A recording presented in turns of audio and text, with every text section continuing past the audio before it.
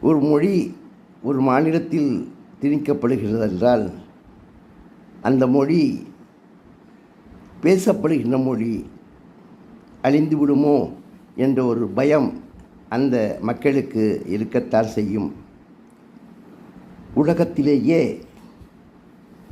பிறந்த ஒவ்வொரு குழந்தையும் தான் கற்றுக்கொள்ள வேண்டியது, கற்றுக்கொள்வது, அறிந்து தெரிந்து புரிந்து கொள்வது தன்னுடைய தாய்மொழியாகிய எந்த மொழியாக இருந்தாலும் தன்னுடைய தாய்மொழியைத்தான்.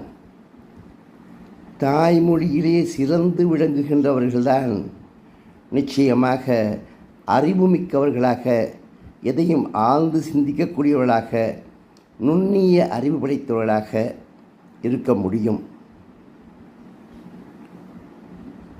உதாரணமாக